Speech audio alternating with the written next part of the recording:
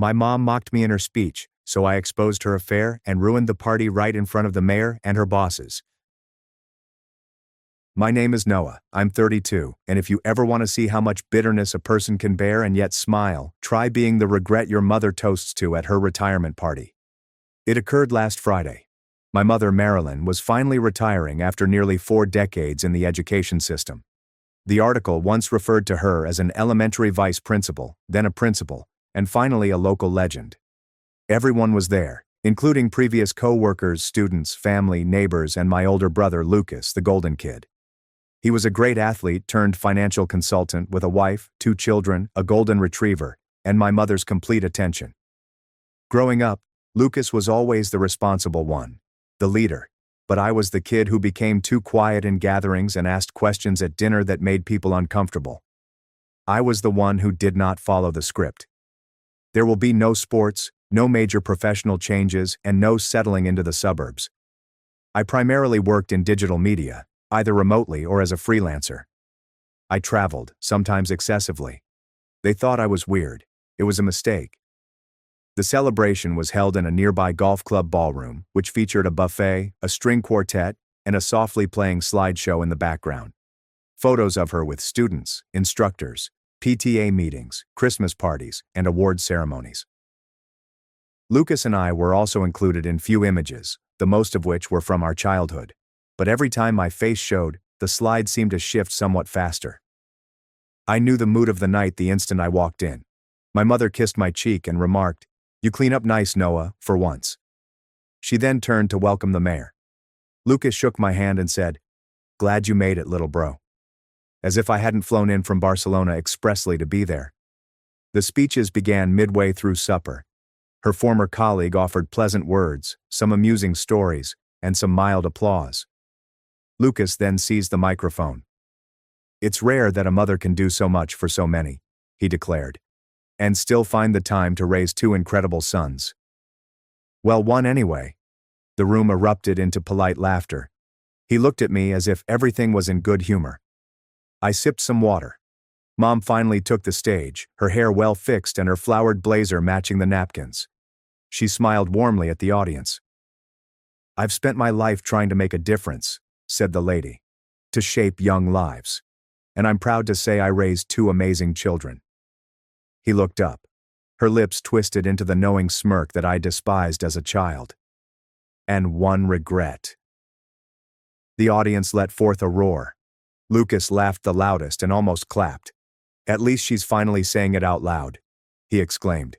And I simply grinned. Because I arrived prepared. See, this was not my first disgrace. This was not even the 10th. Every family vacation has become a quiet practice in being tolerated. For Christmas, I received a sorry mug and a somber place at the table. Last Thanksgiving, they forgot I was allergic to walnuts and served pecan pie at every place setting except mine. This year, on my birthday, I received a group text at 11 p.m. Lucas gives 1 thumbs up emoji. But tonight was mine.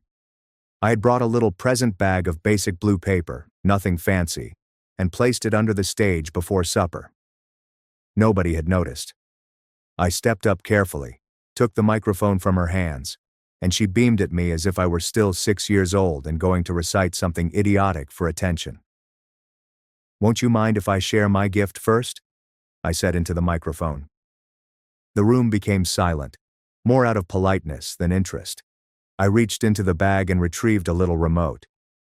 "I thought I'd contribute to the slideshow," I explained nonchalantly, clicking once. The screen flickered. The photo of her holding a student's award has vanished, replaced by another. A scanned email from 5 years ago. My father's name in the subject line, with a note beneath it. Short, cold, and condemning. "Marilyn, I can't keep doing this. You lied. You said he was mine, but the test was clear. Noah isn't." The entire room gasped. My father, or the guy I had called father for 32 years, dropped his fork. My mother's face was absolutely exhausted. Lucas stopped laughing. I clicked again. The next slide appeared. A PDF of the paternity test, dated, signed, and certified. I did not say anything. Not yet. I just watched the faces change, some confused, some horrified, and some already whispering. I could feel every pair of eyes crawling over me like ants. And I just stood there, clutching the microphone, taking in the silence like fresh air. Because it wasn't just about genetics. It was about the 32 years I wasted pursuing bits of approval from a woman who despised my existence and a family who treated me as a punchline. This was only the beginning. But I halted there, allowing everyone, including those who had just laughed, to understand the gravity of what had just happened. My father's hands were shaking. He gazed at my mother with disbelief, rage, and betrayal. Then he opened his mouth. But before he could say anything, I shut off the microphone and advanced to the next slide. The next slide was not a document. It was an ancient photo, blurry and digitized from a physical print. A photo shows my mother in her 20s sitting on a beach blanket with a man no one in the room had ever seen before. Not my father, not anyone they'd know. But I recognized who he was. She was not wearing her wedding band in the photo.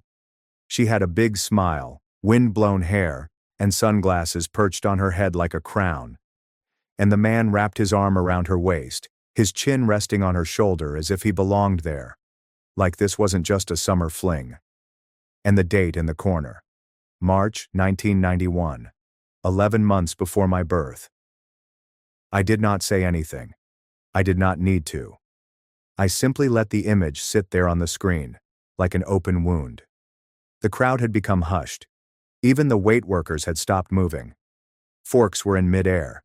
A single champagne flute tipped and clinked quietly against the floor, but no one took their eyes off the screen.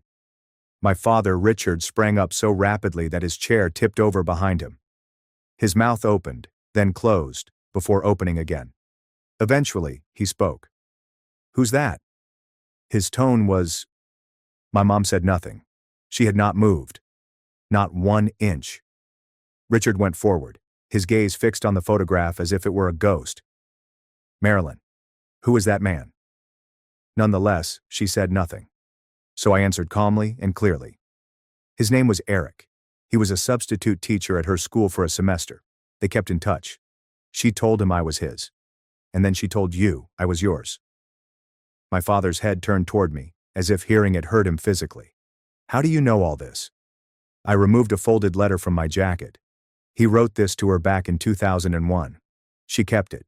It was in the attic. I found it last year when I was helping her move boxes. I handed it to him. He did not reach for it at first. Then cautiously, as if he did not trust his own limbs, he grasped it, opened it, and began reading. As he did, his look shifted from astonishment to pain, then to something else entirely. "You knew," he inquired, still looking at her. "You've known all this time, and you let me believe." His voice cracked. "You let me raise him, pay for everything, sit through this." He pointed to the party, the cake, and the attendees. "Richard, My mother finally attempted to speak, but her voice shattered like glass. "You lied to me for 32 years. His voice grew louder now. "And you let our son know. Your son grew up thinking he was the problem." I looked at Lucas. He appeared pale, as if he was finally performing the math in real time, and everything he had ever believed had twisted sideways. He stood up. "Wait, what is this, Noah?" "What are you saying?" I turned to face him. "I'm saying you spent your whole life lording over me like I was some burden, some stain on the family.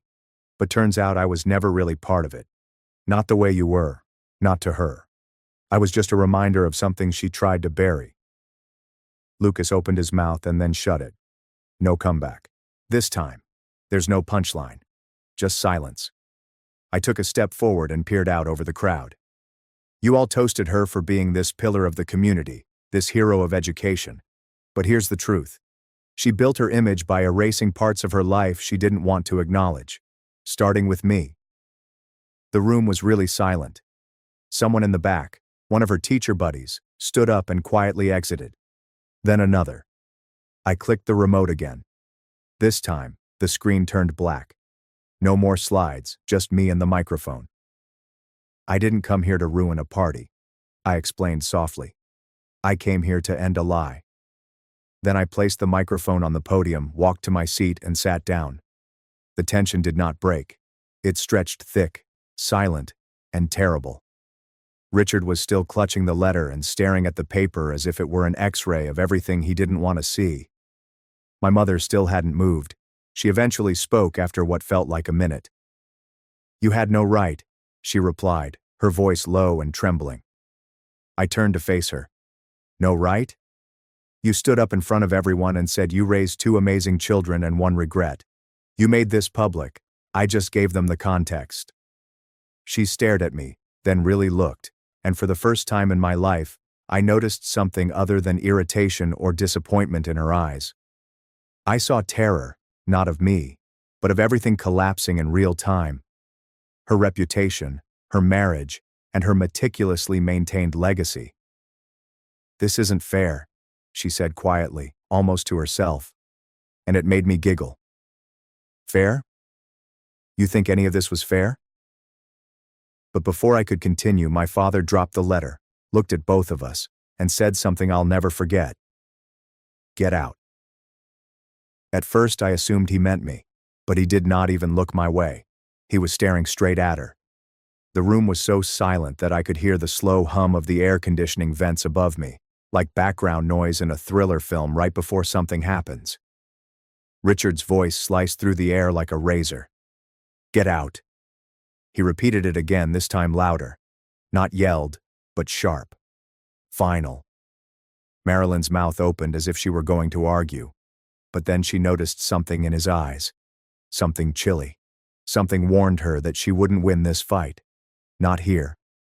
Not in front of these many people. "Richard," she began, taking a tentative step towards him.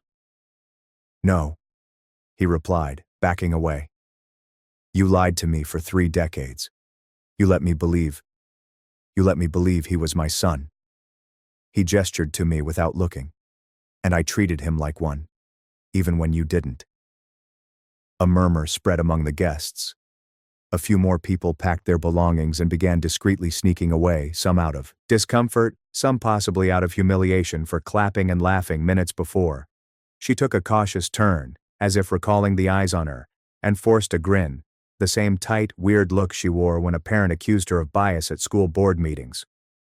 "Everyone, I think this has all just been—" "Don't," I murmured, standing up.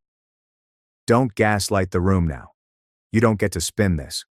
You lied to Dad. You erased me from every family celebration in one way or another. And you were perfectly fine letting Lucas treat me like a stray dog you let in the house out of pity." Lucas flinched but did not interrupt. Richard looked at me for the first time since the slideshow. He wasn't furious at me, just broken and hollow. His face appeared older than it did an hour ago. "And you?" he asked me slowly. "When did you find out?" I took a breath. "Last year, just before Thanksgiving. I found the test and the letter in a storage box. She asked me to move. I confronted her in private. She told me it didn't matter. Said, 'You're still lucky we raised you,' like I was some stray she adopted out of charity." He shook his head slowly and almost in amazement. "And you didn't tell me?" I looked down and then back at him. I didn't know how. I thought about it 100 times. I wanted to scream it some nights, but every time I came close I'd just see how happy you were to still believe it. How much it would break you. His shoulders slumped. Then he gently whispered, "It still broke me." My throat clenched, but I did not look away. Across the room, Lucas straightened up taller, as if something had snapped in his mind. He pointed at me. "You planned this. You waited until her retirement party to drop this bomb. You wanted to humiliate her. You wanted to ruin everything." I gently turned towards him. "You mean kind of like how she called me her regret in front of 100 people? While you laughed. That kind of humiliation." His jaw stiffened. "You think I ruined the night?" I inquired. "Number I revealed the truth. You just don't like how it made you look." Lucas made a step forward. "You could have done this quietly, privately. But no, you wanted the show, the drama." I nodded. "You're right. I did want it public. Because every ugly thing you two have done to me has always come with a smile and a microphone. A backhanded comment at a birthday, a toast with a dig, a wedding speech where I was the punchline. For once, I wanted the truth to be the loudest voice in the room. He did not respond. His hands clenched, but he remained motionless. Behind us, the dessert table remained undisturbed. One of the balloons attached to the chair had somewhat deflated, drooping as if it no longer wanted to be a part of the party. Marilyn finally approached the exit, one hesitant step at a time, gripping her purse as a barrier. She said nothing to anyone, including Lucas, me, and Richard. Then she was gone. The door shut behind her with a quiet, echoing click. My father turned to the remaining visitors, who numbered only a few dozen and were quiet and uncertain. "Thank you all for coming," he stated frankly. "The party's over." They didn't argue. They merely started gathering their belongings and filtering out. Some gave me sympathetic looks. A few others glanced at me as if I were radioactive. I didn't care. Lucas walked out without saying anything, his wife trailing behind him, looking bewildered rather than outraged, perhaps wondering what secrets her marriage might be harboring. And then it was just Richard and me, with a few waiters in the distance clearing up spilled drinks and half-eaten fish dishes. He eventually sat down again, carefully rubbing his forehead as if everything was too much. I sat across from him. "You okay?" I inquired carefully. He did not look up. "I don't know." There was a prolonged pause. "I'm not your biological son," I explained gently. "But I never wanted that to matter to you. I wanted you to know me. See me the way you saw Lucas." His hand twitched. Then he looked me in the eyes and uttered the question I had always feared but strangely expected. "So, what do you want from me now, Noah?"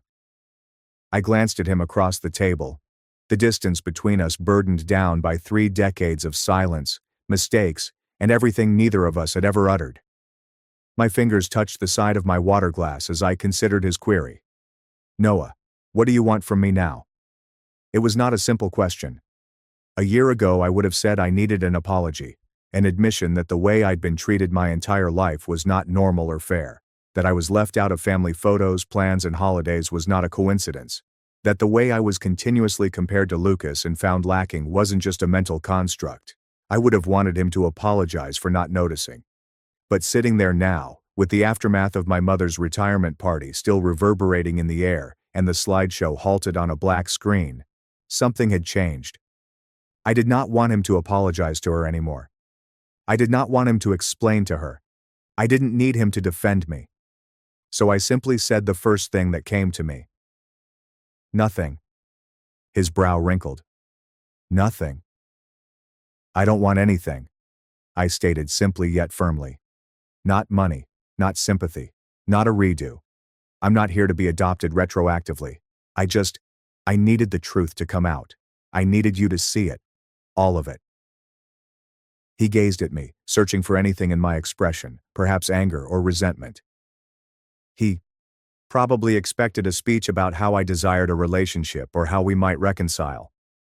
Instead, I sat quietly with my hands folded on the white linen tablecloth. "You could have told me in private," he repeated, echoing Lucas's earlier statement. "You had time." I nodded. "I could have. But then it would have been swept under the rug like everything else. She would have cried. Lucas would have called me ungrateful. And you would have defended her. You know it." "I know it." He did not argue. I leaned forward slightly. Every time I stood up for myself, I was told I was being difficult. Every time I asked why I wasn't included or why I was treated like an outsider, someone made a joke or changed the subject. I was always too sensitive, too dramatic, too much. There was a long silence between us. "I'm not trying to punish you," I said softly now. I spent the majority of my life wondering what was wrong with me. And the reality is I was never broken. It was simply uncomfortable." Richard's eyes glistened. He looked down and tightened his fingers on the armrest of his chair.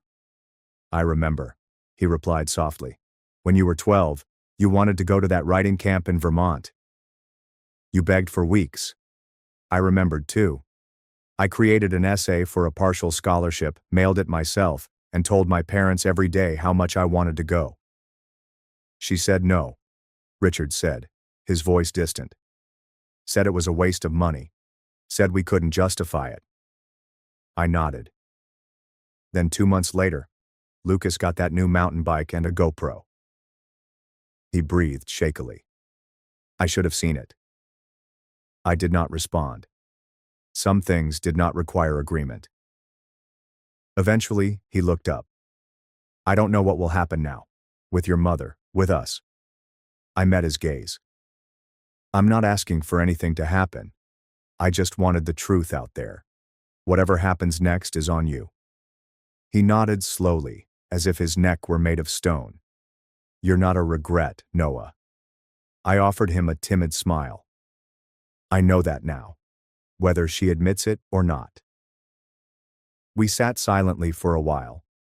The dinner hall was mostly empty now. Several servers were folding tables and stacking chairs.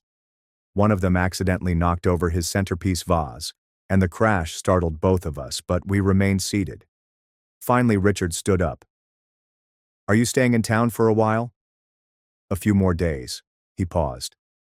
Would you maybe come by the house sometime? Not for her, just maybe we could talk. I pondered it. Maybe. But I'm not going to pretend everything's fine. I'm not going to sit around and play with my family like this didn't happen. He nodded solemnly. I wouldn't ask you to. I stood and adjusted my coat. All right then. He offered his hand. I glanced at it for a second, before shaking it. It seemed weird, stiff, and unpleasant, like two business people negotiating a contract. They didn't understand, but it meant something. Perhaps not everything, but something. Then I walked out. The next morning I awoke in a small guest room at the downtown inn. The sun was streaming in through the partially open curtains, and my phone had more notifications than I wanted to read. A few came from attendees at the party, with others claiming they had no idea they supported me. Others sent me ambiguous, "Are you okay?" texts, which I disregarded. Only one message stuck out. It came from Richard. Just a simple. I started packing some of her belongings. I'm not sure what I'm going to do yet, but I wanted you to know I believe you. And I am sorry it took so long. I did not respond right away.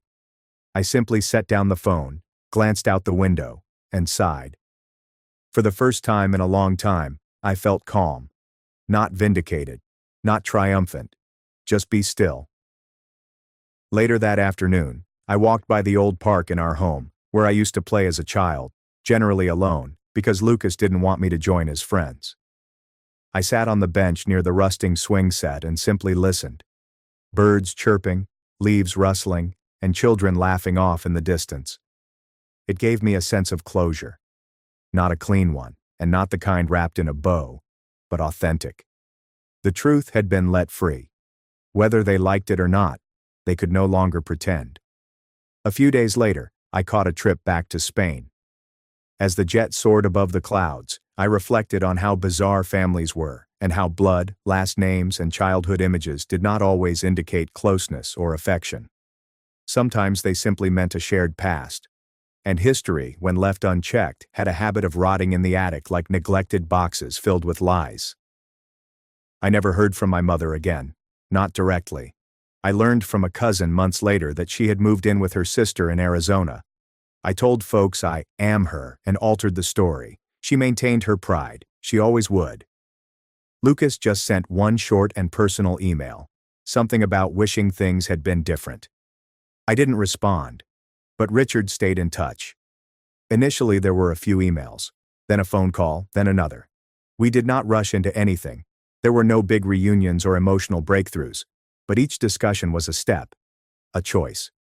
Over time, we discovered something that resembled what we had never had before. Not a father-son tie based on responsibility or tradition, but something softer, founded on honesty, mutual respect, and a strange type of understanding that neither of us could articulate.